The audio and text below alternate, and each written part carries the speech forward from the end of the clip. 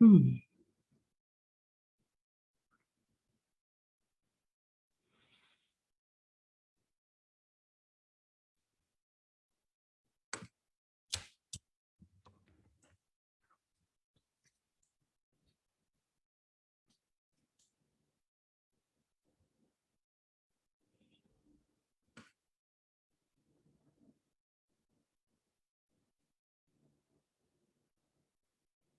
Hey, everybody.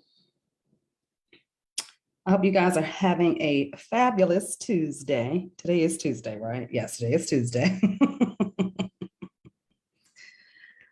um, I don't know why this keeps happening. This is so interesting to me. This keeps shutting off as soon as I get on here, but it looks like I'm still live. Hold on, let's see. Yeah, still live. Okay. All right. So, hello, everyone. I hope you guys are having a wonderful day today. We're going to hop right on into this. I don't know what's going on with this, but it looks like I'm still live. Am I still live? Because on here it's saying that the live has ended, but then on my phone it's still going.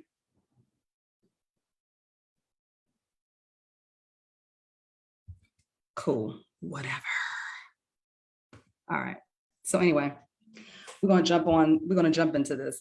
Let's talk about the power of unconditional love. Before I do that, though, I do want to tell you guys that I am currently accepting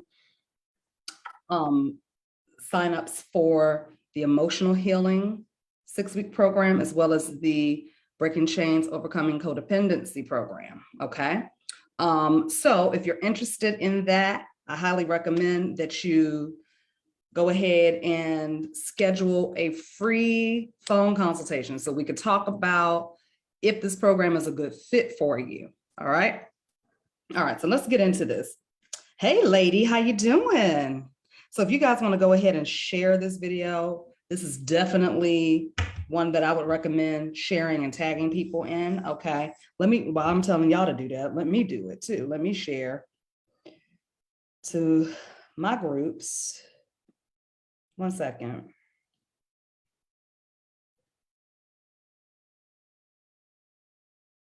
Oh, Lord Jesus.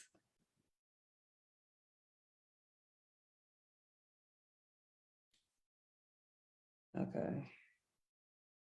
Yeah, huh? Okay. And then there we go. All right. We are good now. Okay, everybody. Hey. Hey, lady, how you doing? Hey, y'all. Hey. Okay. So, unconditional love. All right. A lot of people get unconditional love twisted. They think that it means that you have to love everybody no matter what happens and no matter what they do, right? But really, let's talk about the magical component to unconditional love. And I'm about to give y'all, because I thought about this, I was like, I need to save for my paid groups, you know what I mean? But something is telling me to go ahead and share this. Because this is unconditional love is yet another level of mastery of self. Okay. It is not about loving somebody who has dogged you out and done you wrong and drug you through the mud and threw shit at you and took all your stuff. And that ain't what it's about. Okay. Unconditional love is cleansing and clearing your lens to give you x-ray vision so that you can see what you need to see without being skewed by your own anger and heightened emotion. Because when you got heightened emotions, when you're angry or you're just indifferent, your vision becomes blurred. So you cannot see the thing that could really take you to the next level. Let me break it down. Okay. If somebody does something that seems doggish or whatever, whatever our human minds want to categorize it as, right? We can, because we human, and we can say, oh, that person dogged me out, or they hating on me, and they doing this and they doing that, they out to get me, they throwing, they want to see me fall, all of the stuff that we come up with, right? All of the stuff that our little unhealed children inside of us define, because that's what all of those phrases and names and all of that stuff means. It just means something you done did or said has triggered the little kid inside of me that is unhealed and stuck in an undeveloped developmental stage, right? It's triggered that. So now I got to define it to protect myself from that ever happening again. I have to categorize it so I know, whoa, that's when somebody says something like that, or they got that little tone in their voice, or they text me a certain kind of way, I need to put my guard up because I know that shit might hurt me. Okay, that's how we come up with all of these definitions and categorization of emotions and thoughts and feelings and all that good stuff, right? All of the stuff that is very helpful to us, that helps us, right? These are things that I'm not telling nobody not to feel and not to be aware of, but there's a difference between awareness and caution. Caution means that there's something to be afraid of. Awareness is, oh, let me be aware of me, of these feelings that I sometimes get when certain things happen, right? So, to me, I use unconditional love as a way for me to magnify what my surface level thinking, the little kid inside of me who may still need to heal a little bit, right? I use unconditional love as a magical tool to help me see underneath the surface. Because underneath the surface, I'm able to see this other person's weaknesses with unconditional love. I am able to analyze it, break it apart, put it back together again. That gives me the power over said person who I was going to initially hate and get angry with and be like, nah, I'm done. You got to go. Unconditional love doesn't mean you got to keep people in your circle. Don't get that twisted. You don't have to keep people in your circle. You don't even have to extend help to them. All unconditional love is there for us to do is for us to see the truth beyond the veil of our own differences. That's all it's there for. And you get to choose how you're going to move after you see beyond that veil. That's on you to choose. You have free will to do all of that, right? But if I am able to see a person through the lens of unconditional love, which just means that I am able to see everything that triggers you.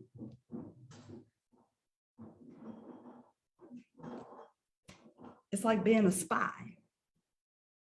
You see what I'm saying? I could end this right here, right now. I could end this right here because it ain't really nothing else to say after that. But if you learn how to really use your magic for real, and use your mentalism for real, it will save you a whole lot of energy and a whole lot of strife. And even if something does happen and you feel like somebody has wronged you and this and that, being able to go 10 levels deeper than your pain can help you heal faster, can help you move through that pain a lot faster. And it's not denying it, it's not sweeping it under the rug or ignoring it. Is you now have the ability to go deeper into that thing and really look at it as an observer and a scientist, even while you're experiencing the emotion. This is why understanding the range of emotions is so important. This is why I'm doing the emotional healing program. It's why I'm doing the codependency program, because there are so many people who are stuck and can't get past it because they stuck in the emotion of it. And the emotion is referring back to the memory of the past pain. That's all you're doing. Okay, that's all you're doing. You're referring back to memories in the past that are there at your disposal. You can choose to say, hey, that's just a memory. Or usually what's happening, right, is the ego is like, don't you forget that happened. Don't you forget they did this. Don't you forget they said that. Don't you forget how that felt. So we get to discern what we're going to use our memories for. And even better than that, you get to decide how you are going to put the energy and the emotion that is attached to the memory, how you're going to use that to level you up. This is real magic, okay? This is magic that you don't need a candle for. This is why it's important to understand your emotions, because when you do this, it instantly shifts your perspective. And once your perspective is shifted into a healthier way of looking at it, it empowers you to shift and change your thought frequency and pattern. And that alone, honey, that alone can change your entire dynamic. It can change your relationships. It can change your immediate environment. Okay, because this right here, this is my world. I have control over this world right here. But I cannot control Kurt's world. I can't control Kurt's world. But if me and Kurt's world collide, we both, depending on who's more mentally masterful, right? We both have the ability to have an effect on the other person's world, right? But we both get to choose how that happens. So if I choose to instead fire back and do all of this stuff because I'm emotional because of something Kurt might have said or done, right? If I choose to just be like, let me sit back and think about this for a minute. Let me look at A, B, C, D, E, F, G, all the way down to Z if I need to. Let me dig deep within myself and find out what's going on. And I'm saying all of this stuff, but this stuff it doesn't have to take days to do. This can be done in a matter of minutes if you understand emotion, if you understand energy, and if you understand mentalism. You can do this in a matter of minutes. I can either give all my power over to Kurt by placing blame on him, or I can say, you know what, let me just decide what's the best course of action here.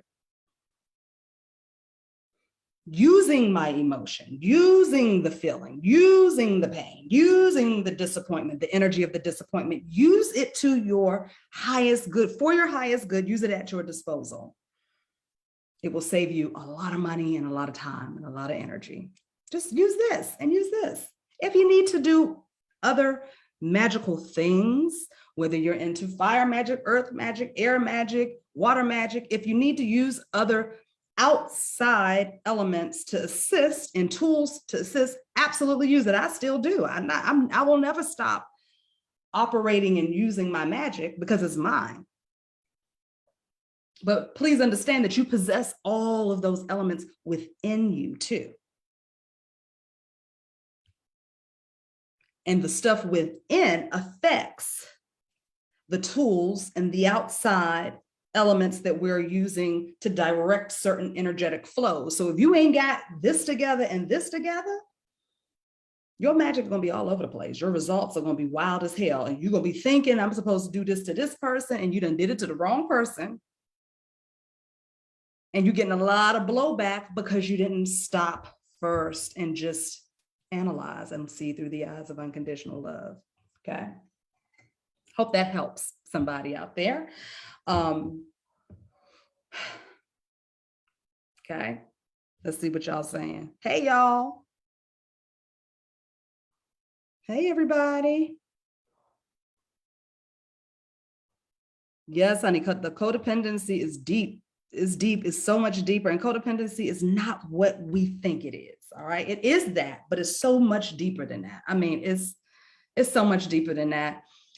And I highly recommend anybody out there that if you just think you got some codependency issues, you need to jump in on this program. The price is dirt cheap compared to what it should be and could be. I have clients who are doing just one-on-one work with me, and they're paying 2 times that amount. Okay. And even that is at a discounted rate compared to what I should be charging for this program. Okay. But for me, it's not about the money. It is about the information that is needed, that I see is missing in the market of emotional development and mental health, right? When it comes to issues like codependency and emotional intelligence. Because, sometimes we just look at the surface of it like, oh, I don't have codependency issues. Like, I'm not clingy and I'm not needy. And then that's not all codependency is. Sometimes codependency is running at the first sign of trouble because you're scared of being hurt, right? Sometimes codependency is overcompensating for something. You could be overcompensating at your job.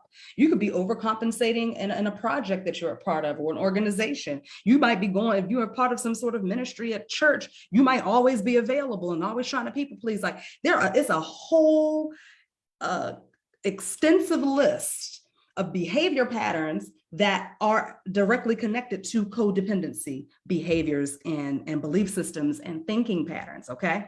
So if you feel like you fit somewhere in that category, or if you're experiencing some of those things already in your life, and you find yourself in a cycle where you just like, I keep doing that. Why am I not really moving forward? I'm doing all this stuff, but it just feel like I ain't getting nowhere. Right. Then let's just chat. Let's just have a conversation over the phone. We'll see if it's a good fit for you. If it's not, that's fine. If it is, then you sign up and we get working. Okay. Simple as that. Very simple. Okay. So I hope that this message has been helpful for someone out there. Please use your mind, use your discernment, stop for a moment, breathe, think before you take action on certain things. If you need a couple of days, just take a couple of days. You ain't got to just hurry up and nip shit in the butt, especially if you're emotional about it, because you need to watch your ass, because you might be snapping back at the wrong person and then be wondering what happened, because you snapped back at the wrong person, and that wasn't what was needed in that time, right? Okay. So, okay, Lanika, that used to be my problem. Quick to quit. That's a tongue tire right there. Quick to quit. Yes, and I'm glad you used the word addiction, because that's what it is. It is an addiction. It's an addiction to a pattern. It's like, I'm addicted to dealing with things this way, because even if it doesn't necessarily work, it works in the moment, but I still end up repeating the cycle somewhere else because I haven't quite broken down the reason why I do X, Y, and Z. Exactly. Mm-hmm. And overgiving and just doing too much. Why? Why do we overgive? Why do we do too much, right? And then get upset when it's not reciprocated. It's the insanity of it all. But it's okay. Like, this is the thing. We are down here in these physical bodies to do this work. That's what we're here to do. We're here to do the work, and then we're here to reap the rewards from breaking free of those cycles that held us in captivity. You know what I mean? Breaking free of the mental prisons that we create for ourselves all the time, or the emotional prison that we create for ourselves. We say we want something, we want to experience something, we want to have a different way of life, we want to see things differently through a different lens, but your program is there to protect you from the unknown. So whenever a certain situation has taken place in the past, right? Those things are cataloged in the hippocampus, which is the long-term memories, right? Those things are cataloged and they're kept there for a reason. to keep you protected from having to experience the same pain over and over and over and over and over again. But this is the caveat. This is the caveat. Even though it's there to protect you from experiencing the same pain over and over and over again, if a new program is not put in place to override that old one, guess what's going to happen? You're going to keep experiencing the same cycle over and over and over and over and over and over again until you break it. Until you break the cycle and you put in a new way of dealing with it. Some people can do that on their own, and some people need help. That's what I'm here to do. I'm here to help and show you what to do, how to do it. That's it. Okay.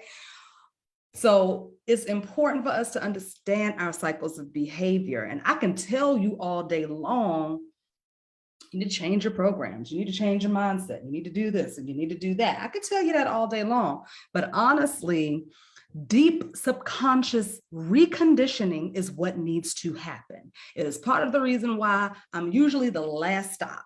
Most of my clients be like, I've tried everything. I done tried everything. Let me try this. And they be like, oh my God, I can't believe all these years, all this time, this is all I needed to do.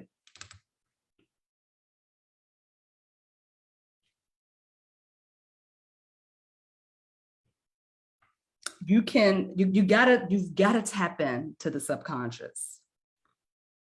Most people can't even meditate. So getting into the subconscious mind, you got to go deep. But most people can't do it on their own. About 90% of the population can't do it on their own.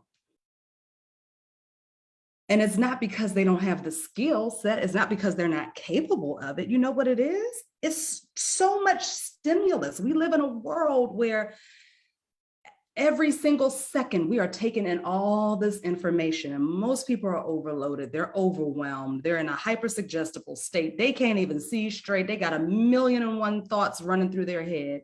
How the hell are you gonna get into a deep state like that on your own if you aren't even able to sit still for 5 minutes? Most people can't.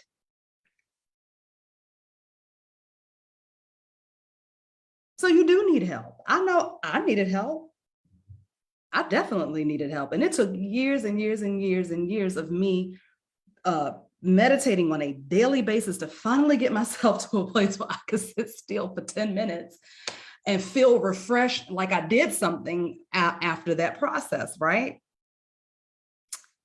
Not saying that the other times nothing happened. It was just that I needed the feeling in order for me to experience the payoff. You see what I mean? Then it wasn't until I started getting into hypnosis that I understood meditation is one thing, hypnosis is another thing. That's something totally different. I like to say they're sisters. They are sisters, right? But the difference between meditation and hypnosis, meditation is you are receiving some sort of awareness, some sort of download, you're kind of monitoring and you're just like, okay. And then pretty soon you'll get to a point where you can slow down those thoughts and then you can go blank. Hypnosis is different. Hypnosis, you are working, okay? Creating. But if you got a whole lot of wow thoughts flowing through your head, you need to work with someone to help you control those things, right? Then after you do it for a while, I just had this conversation in my last codependency group. I was like, look, some of y'all, we've been working together for a long time. It is time, you know what to do now. It is time for you to do this on your own because you can. If you need help with the words, if you need help with the language pattern, I can help you with that, right? But I'm not here trying to keep clients for 25 years, right? That's not That ain't because I ain't gonna be doing this for 25 years. I could just be very honest with you. I won't be doing this for 25 years. No, unless I feel like it. But I got other plans. So, but my goal is to teach people, listen, you can do this yourself. I'm gonna give you the blueprint. I'm gonna show you how to do it, and then you go do it yourself. Okay.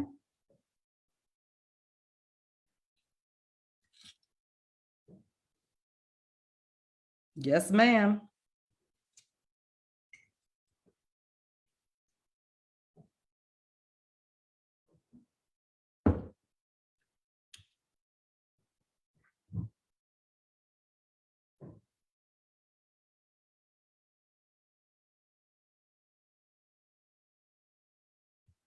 Exactly. Yep. It's definitely that. It's a control thing. All of it is control. And usually it comes from the need to control something because you lost control at some point in your life. And now it's all coming from fear. You fear somebody not doing what you need them to do, right? So you either run away or you need to make sure that they stay in line. Otherwise, it ain't right, right? Or you got to beg and plead with them to do what you want them to do and keep asking over and over again. Or you overcompensate to get them to do what you want them to do. Or you just leave, or you shut them out, right? Or you go and maybe you do something to sabotage the whole situation, whether it's a job, whether it's a relationship, okay? Eating, right? Okay, absolutely.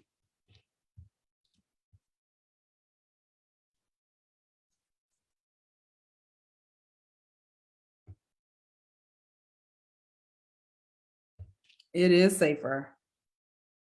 It's definitely safer to stay where we at. But it's not comfortable. You know what I'm saying? Staying where we are is not comfortable.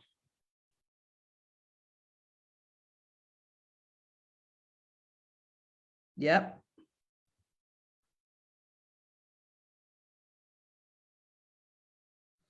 So most people want to stay right here because I know what I'm going to get here, even if it's not comfortable, even if occasionally I have to experience some heartbreaks and pains over and over again. At least I expect this, right? I expect to be disappointed, to get my heart broken. I expect that because I've experienced that, 25 times in my lifetime, right?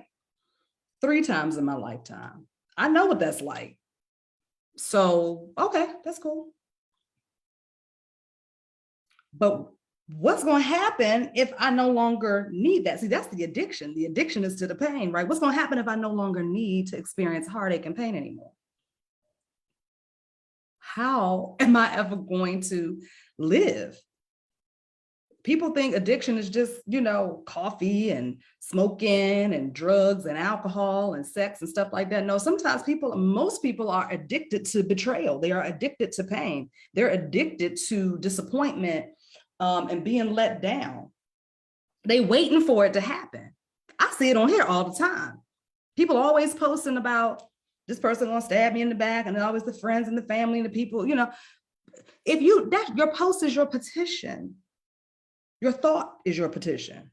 So if you keep expecting that to happen, that's going to happen. I speak from experience. I ain't better than nobody. I speak from experience, but the thing is that I've learned how to undo that. I learned how to stop myself in my tracks. If I feel like I'm going down that rabbit hole of expecting the worst, I know how to pull myself out of it and switch it up. And not just, mentally, but on an emotional level, on a deep level, because I understand where it comes from. I know why I expect that. So if it keeps coming up, I know who I got to go deal with. I got to go deal with the other version of me that's there, that expects for it to happen. That's there, like, remember that shit, remember that shit, remember that shit. I'm like, we got this, boo. Thank you. Get on back. Go to the back seat of the bus. I got you. Thank you. But that takes practice. That takes identifying. That takes a lot of different processes that most people don't want to do. Because most people feel like they need to keep that version of themselves to keep them safe from it ever happening again. And at some point, if you want to have a different experience, you got to change, okay?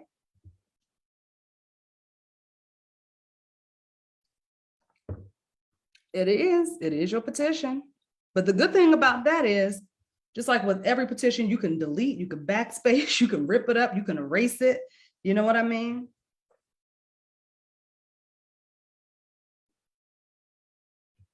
But most of us we're addicted. Yes, we're addicted to it. We need to keep it because of the memory. You keep reflecting on the memory of when it happened. So to save yourself from that kind of pain, even though the incident might look different, because see, the incident, and a lot of people will get confused with that and say, oh, well, no, that wasn't this experience. And I'm like, it's not the experience, sweetie. It's the energy and the emotion. It doesn't have to look the same. It can be dressed up in different clothes. It could be different faces, different people, different situations. You can move to a whole nother country and still have the same experience and be wondering why. I didn't choose this. I didn't choose the same kind of man. I didn't choose the same kind of woman. I didn't choose the same set of friends. I walked away from this type of community. I don't know why I'm still experiencing, because it lives within you. That community, those friends, that man, that woman, that situation, it lives inside of you. That's why you keep creating it. Because that's what we are. We are creators, and we create from the inside out. Just saying. You know what I'm saying? If you shift it inside on a deep cellular level, when you do that, it's going to change everything else. It will change everything else. Okay. All right, y'all. Well, anyway, I'm going to get up off of here because I got some other things I need to take care of today, but I felt moved to get on here and talk about this. Ooh, my eyes are itching. No, I'm still trying to recover from New Orleans and Ocean Springs, Mississippi. I had an A-ball. I did the most, but I had a really good time. So I was grateful to go and do that. And I'm excited about my other upcoming trips. So yay. But anyway, I love you guys. Thank you for tuning in. Like I said, if you want to share this, please do. And I'm going to put I'm going to put this here. So if you guys want to set up a free consultation for us to talk. Is that it? No, that ain't it. I thought I just put it in here earlier. What the heck? Hold on. I could have sworn I just put it in here. All right. Let me see. Paste. There we go. All right, there we go. Okay, y'all. So I love you. And I'll see you in the next video.